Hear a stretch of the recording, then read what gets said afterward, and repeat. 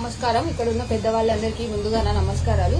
So ఈ రోజు మేము ప్రధాన ప్రతిపక్షమైన బీఆర్ఎస్ పార్టీ దగ్గరికి అండ్ మేము ముఖ్యంగా కేటీఆర్ గారు వర్కింగ్ ప్రెసిడెంట్ కాబట్టి కలవడానికి వచ్చిన మేజర్ రీజన్ ఏంటంటే మేము ఎప్పుడైతే గవర్నమెంట్ ఫామ్ అయిందో అప్పటి నుంచి ఇప్పుడున్న పెద్దవాళ్ళు కాంగ్రెస్ గవర్నమెంట్ లో ఉన్న పెద్దవాళ్ళందరినీ కలుస్తూనే వచ్చాం, ఇప్పటికీ కలుస్తూ ఉన్నాము.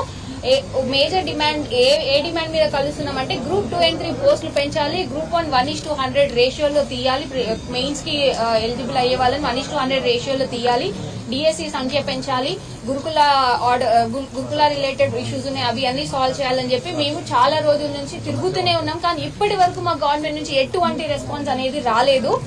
సో మీరు ఎందుకు రెస్పాండ్ అవ్వట్లేదు ఏంటి? ఇప్పుడు మాట్లాడినప్పుడు మినిస్టర్స్ అంటారు మేము లీగల్ ఇష్యూస్ వస్తాయని అంటారు. లీగల్ ఇష్యూస్ వస్తాయి అనడానికి రీజన్ గ్రూప్ 1 లో మీరు 60 పోస్టులు పెంచి నోటిఫికేషన్ రిలీజ్ చేశారు కదా, గ్రూప్ 1 కి రాని లీగల్ ఇష్యూస్ గ్రూప్ 2 కి ఎందుకు వస్తాయి అనేది నేను క్వశ్చన్ చేస్తున్నా. ఫస్ట్ మీరే అన్నారు కదా అప్పుడు బీఆర్ఎస్ గవర్నమెంట్ ఉన్నప్పుడు 5,000 తో డిఎస్సి రిలీజ్ చేసినప్పుడు ఇది మెగా డిఎస్సి కాదు ఇది దగా డిఎస్సి అన్నారు కదా, మరి మీరెందుకు ఈ రోజు మెగా డిఎస్సి రిలీజ్ చేయట్లేదు, అన్ని పోస్టులు రిలీజ్ చేయట్లేదని నేను క్వశ్చన్ చేస్తున్నాను. ఇంకా గురుకుల రిలేటెడ్ ఇష్యూస్ కూడా ఇప్పటి వరకు ఎవరు ఎటువంటి ఏ రకంగా స్పందన, మొన్న మేము ధర్నా చేసినప్పుడు కూడా ఎంతసేపు ఉన్నా మిమ్మల్ని పార్టీ వాళ్ళు రెచ్చగొడితే చేస్తున్నారు అది అంటున్నారు. అది కాదు, మేము సొంతగా నిరుద్యోగులం బయటకు వచ్చి ప్రతి పార్టీని కలుస్తాం. ఈ రోజు మేము చెప్పేది ఏంటంటే ప్రతి ఒక్క లీడర్ ని కలుస్తాం. అది ఏ పార్టీ అనేది మాకు అనవసరం, ఎందుకంటే మేము ఏ పార్టీకి సంబంధించిన వాళ్ళం కాదు.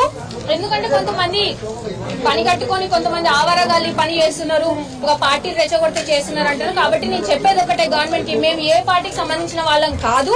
మేము ప్రతి పార్టీ మాకు కావాల్సిందే, ప్రతి పార్టీ మద్దతుని మేము కూడగడతాము. సో దానికి అన్ని పార్టీల సపోర్ట్ ఖచ్చితంగా తీసుకుంటాము. ఇప్పటి నుంచి మా కార్యాచరణ ముందు పెడతాం. ఇంకొకటి ఏంటంటే గత 4-5 రోజుల నుంచి మా తోటి ఓయూ విద్యార్థి మోతీలాల్ నాయక్ అనే అతను నిరాహార దీక్ష చేస్తుంటే కనీసం ఏ ఒక్క గవర్నమెంట్ సైడ్ నుంచి ఒక రిప్రజెంటేటివ్ ఇప్పటి వరకు వచ్చి చూసింది లేదు, దాని మీద రెస్పాండ్ అయింది లేదు. అంటే మీరు ఎంత నిర్లక్ష్యం వహిస్తున్నారు స్టూడెంట్స్ పట్ల అనేది ఇప్పుడు చాలా క్లియర్ గా కనిపిస్తుంది. ఇదే ఈ రోజున్న పెద్దలే ఒకప్పుడు మా దగ్గరికి వచ్చి మీరు 30 లక్షల మంది ఉన్నారు, 30 లక్షల మంది ఇంటూ 3 వేసుకుంటే 90 లక్షల మంది, ఈ ఈక్వేషన్ చెప్పింది ఎవరో కూడా కాదు రేవంత్ రెడ్డి గారు చెప్పారు.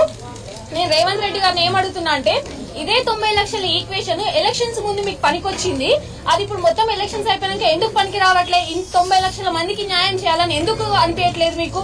సో మేము మా డిమాండ్స్ ఇవి, ఖచ్చితంగా మీ డిమాండ్స్ నెరవేర్చాల్సిందే. నెరవేర్చేంత వరకు ఈ పోరాటం ఆగదు.